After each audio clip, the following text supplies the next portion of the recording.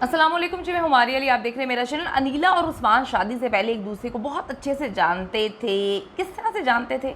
नुमान से इसकी किस बात पर जो है वो ऐसी लड़ाई हुई कि इसने सोचा कि मैंने नुमान से हर हाल में इंतकाम लेना है। किस बात का उसने नुमान से इंतकाम लिया? अनीला उस दिन भी अयाशी कर रही थी, गंद घोल रही थी। सास ने उसको रंगे हाथों एक बार फिर से पकड़ लिया तो इसने उसको कत्ल कर दिया। मोबाइल भी अपने कब्जे में ले लिया क्योंकि सास अब इनकी वीडियो बना रही थी ताकि अब बाकी लोगों को सबूत दिखा सके। मेरी सास ने जो है वो मेरे साथ अच्छा नहीं किया। मैं उसको चाहती थी कि ज़िंदा छोड़ा जाए, लेकिन उसको मना करने के बावजूद वो शोर डाल रही थी और कह रही थी कि तुम लोगों की हकीकतें दुनिया के सामने बयान कर देंगे। मेरी सास ने बेटे नुमान को कॉल करने की कोशिश भी की तो अनीला ने कहा कि इसे आज ख़त्म कर देना है। दामाद उस्मान ने जी मुकम्मल राज जो है अब वो खोल दिए हैं। अनीला के पास से अनीस बीबी का मोबाइल भी बरामद हो गया है। इसने वो मोबाइल छुपा के रखा हुआ था। ससुर को कैसे इन्होंने बेवकूफ़ बनाया, अंदरूनी कहानी क्या है, आज की वीडियो में हम शामिल करेंगे। क्या ससुर भी इस गंदे घिनौने खेल में शामिल था, यानी कि क्या उसका भी अपनी बहू के साथ अफेयर था? सारी बातें जी आज की वीडियो में करेंगे। इस्लामपुरा में जी एक खौफनाक खूनी खेल खेला जाता है, गंदगी से भरपूर खेल खेला जाता है और उस गंदगी को बचाने के लिए, मतलब अपने आप को बचाने के लिए, गंदगी को छुपाने के लिए कि दुनिया को ना पता चल सके, एक औरत को बेदर्दी से कत्ल कर दिया जाता है। तो अब इस केस की तफ्तीश में ये बात सामने आ चुकी है कि अनीला और उस्मान एक दूसरे को बहुत अरसे से, बहुत पहले से जानते थे और राब्ते में भी थे। हमज़ा को अपने साथ शामिल भी इसीलिए किया ताकि कोई घर के बेटे पर जो है वो शक तो करेगा नहीं। ये तीनों मिलकर अनीस बीबी को रास्ते से हटाने की तैयारी बहुत अरसा पहले कर चुके थे और इनको लगता था कि जब तक अनीस बीबी ज़िंदा रहेगी इनको ख़तरा है कि कहीं इनको बेनकाब ना कर दिया जाए, इनको एक्सपोज ना कर दिया जाए। इनको दुनिया के सामने जो है बेनकाब जो है वो कर सकती थी अनीस बीबी किसी भी टाइम। तो अनीस बीबी के मारने की जो वजूहात थी, अनीला ने उस्मान और हमज़ा के साथ नाजायज़ ताल्लुकात जो हैं वो जारी रखे। उन्होंने देख भी लिया था लेकिन फिर भी इन्होंने झूठी कस्में खाई, जिस तरह से अभी कुरान पाक को उठा के झूठी कस्में खा रही है, उस वक्त भी अनीस बीबी के सामने इसने झूठी कस्में ही खाई थी। कत्ल वाले दिन अनीस बीबी ने इन्हें रंगे हाथों पकड़ लिया था, एक बार फिर से रंगे हाथों पकड़ा था और वो गुस्से में आकर अपने बेटे और अनीला के शौहर नुमान को जो है वो कॉल करके बुलाने लगी थी। उन्होंने कहा कि अब मैं नहीं छुपा सकती। उन्होंने वीडियो बनाने की भी कोशिश की लेकिन इस दरिंदा सिफ्त औरत ने उनसे मोबाइल छीन लिया। उसी वक्त अनीला ने जी इशारा किया कि अब इसको ज़िंदा नहीं छोड़ना, ये वक्त आन पहुंचा है जब हमने इसको मार डालना है। अनीला ने ऐसी गेम चलाई कि अपनी सास को भी रास्ते से हटा दिया, देवर और नंदोई को भी जेल भेज दिया और ख़ुद आराम से इंटरव्यूज़ देती फिर रही है और कहानियाँ सुना रही है कि जी ये बच्चा तो मेरे शौहर का ही है, डीएनए करवा लें। और शौहर भी मुख्तलिफ इंटरव्यूज़ में कह रहा है कि मैं तो ये नहीं कहता कि ये बच्चा मेरा नहीं है। मतलब अजीब व गरीब किस्म की बातें। शौहर ने जब देख लिया कि उसकी बीवी इतना गंद घोल रही है तो वो मुख्तलिफ बयानात मुख्तलिफ वक्त में दे रहे हैं। अनीला ने जी लाहौर की ही आमना की याद ताज़ा कर दी। ये डिलीवरी बॉय कत्ल केस में ये दरिंदा सिफ्त औरत का उसके साथ चक्कर था, अपने घर पे बुलाया करती थी, आप सबको याद है, और पकड़े जाने पर शौहर के साथ मिलकर उसको ज़िंदा जला दिया।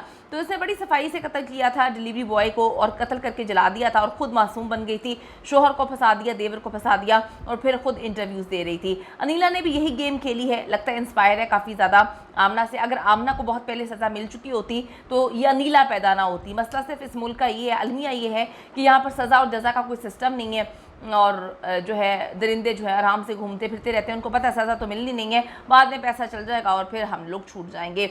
अनीला ने भी यही गेम खेली, सास को कत्ल करवा के दफन करवा दिया और 1 महीने बाद जब लाश निकलती है तो फिर तमाम सबूत और शवाहिद आपको पता है कि मिल ही नहीं सकते। अब अनीला कहती है कि मेरे और मेरे बच्चे का डीएनए करवा लो, ना ये हमज़ा का है और जो है ना हमज़ा बाप निकलेगा और ना ही उस्मान। यही नहीं बल्कि अनीला ने अपने शौहर नुमान पर भी इल्ज़ाम लगा दिया है कि उसने पहले भी शादी की थी और पहली बीवी के किरदार पर इल्ज़ाम लगाकर उसे तलाक दी थी। इस पर जो है उसके शौहर का कहना है नुमान का कि जी मैं तो जितनी मर्ज़ी चाहे शादियां कर सकता हूं, मेरी शादियों से मेरी माँ के कत्ल का क्या लेना देना, इस बात पे बात करें। मेरी शादी से क्या लेना देना कि मेरी माँ को कत्ल कर दिया। मेरे पूरे ख़ानदान को पता था कि मेरी शादी क्यों टूटी थी और इसको भी पता था ये मेरी कज़न है, ये मेरी जो है मामू की बेटी है और इसको एक एक चीज़ पता है कि मेरी शादी क्यों टूटी थी और इनको जानते पूछते इन्होंने अपनी बेटी की शादी जो है मेरे जो है मामू ने की थी। तो अब ये कहानी क्यों सुना रही है? अगर इनको एतराज़ था तो पहले ना शादी करते। यहाँ पर बात वो कहता है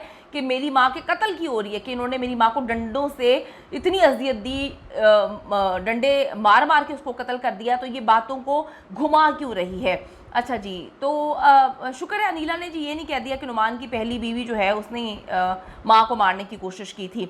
अनीला एक नंबर की झूठी औरत है, झूठे बयानात दे रही है, ये सिर्फ मासूम बनने की जो है एक्टिंग कर रही है। ये नुमान के मामू की बेटी है और इसे अपने फुप्पो के घर की सारी रिपोर्ट्स जो हैं डे वन से थी, और ये खुद नुमान से शादी करना चाहती थी। ये बातें भी निकल के सामने आई हैं। ये इल्ज़ाम लगा रही है कि इसका ससुर शाहिद नदीम जो है वो अपनी बीवी अनीस बीबी को कत्ल करना चाहता था। अब इन्वेस्टिगेशन क्यों स्लो हो रही है? क्यों इसमें नहीं पता चल रहा कि क्या इसका ससुर भी इसके साथ फंसा हुआ था? क्योंकि घर के दामाद को इसने फंसाया हुआ था, घर के बेटे को इसने फंसाया हुआ था। अब जो इल्ज़ाम लगा रही है कि अपनी बीवी को कत्ल करवाया शाहिद नदीम यानी कि इसके ससुर ने, तो ये क्यों इल्ज़ाम लगा रही है? इसकी क्या वजह है? तो ये भी देखना चाहिए। कभी ये किसी पे इल्ज़ाम लगाती है, कभी ये किसी पे लगाती है। आराम से बैठ के इंटरव्यूज़ दे रही है और झूठा नैरेटिव दुनिया के सामने रख रही है। कौन करवाता है, किसने करवाया, क्या मोटिव है, दोनों की लड़ाई की वजह क्या? अनीला को कुछ मालूम नहीं है। अनीला सिर्फ झूठ बोले जा रही है और झूठ बोल बोल के झूठी कहानियाँ सुना रही है, कुरान पाक हाथ में पकड़ के। ससुर ने जी अपनी बीवी को अगर मरवाना था तो वो अपने दामाद को क्यों बुलाएगा? वो खुद उसको मार देगा और इसको बताएगा कि मैंने अपनी बीवी को मारना है। कत्ल के बाद जब ससुर शाहिद नदीम घर आया तो उन्होंने उसे भी कमरे के अंदर नहीं जाने दिया, बल्कि कहा कि आप एम्बुलेंस को कॉल करें। ये झूठी औरत है। ये सारा सिनेरियो उस वक्त हुआ था। इसने अपने ससुर को अंदर कमरे में जाकर देखने नहीं दिया। इन्होंने अंदर से सबूत मिटा दिए थे, लेकिन कहते हैं कि बड़े बड़े शातिर मुलजिम जो हैं वो कुछ ना कुछ सबूत छोड़ ही देते हैं। ये सब सीसीटीवी में एक एक चीज़ जो है मौजूद है, नज़र आ रही है। कितनी अजीब बात है कि ससुर कत्ल करवाता है लेकिन कत्ल के वक्त वो घर पे मौजूद नहीं है। बड़ी अजीब सी बात है। झूठ बोल रही है, ससुर को भी जो है ये इन्वॉल्व कर रही है, कल को अपने शोहर को भी इन्वॉल्व कर देगी। तो इस औरत के इंटरव्यूज़ भी बंद होने चाहिए। इस औरत का जो है ये सारा झूठ भी बेनकाब होना चाहिए। पुलिस की तहकीकात में भी यही साबित हो रहा है कि कत्ल करने का मोटिव सिर्फ अनीला, उस्मान और हमजा के पास था, क्योंकि ये पकड़े गए थे, ये बेनकाब हो गए थे, ये एक्सपोज हो गए थे। इनकी असलियत जो है वो दुनिया के सामने आ चुकी थी, आने वाली थी, क्योंकि इनको पता था कि अब कहीं ना कहीं जो है अनीस बीबी इनको एक्सपोज करेगी ही करेगी, क्योंकि कोई ऑप्शन नहीं बचा। दूसरी बात है, कितनी अजीब सी बात है, हमारी पुलिस कितने मिस्टीरियस काम करती है, हमारी पुलिस की कितने अजीबोगरीब किस्म के काम है कि जहाँ पर बेटी को बाप और उसका सगा भाई जो है ये बयान दे रहे हैं कि हाँ हमने जिनसी ज़्यादती की,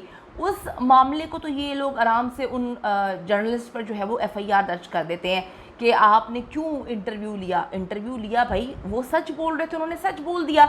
आपने उन दरिंदों को तो आराम से छोड़ दिया, कह दिया कि जी उस लड़की का जो है कोई चक्कर था, गैरत के नाम पे कत्ल है, और आपने उन 2 जर्नलिस्ट पर केस कर दिया। यहाँ पर एक दरिंदा सिर्फ औरत झूठ बोल रही है, एक झूठा नैरेटिव बना रही है। आमना ने भी यही किया था, आप उनको जो है झूठा नैरेटिव बनाने दे रहे हैं। तो ये बड़ी मिस्टीरियस चीज़ है। पुलिस हर केस में इन्वॉल्व है।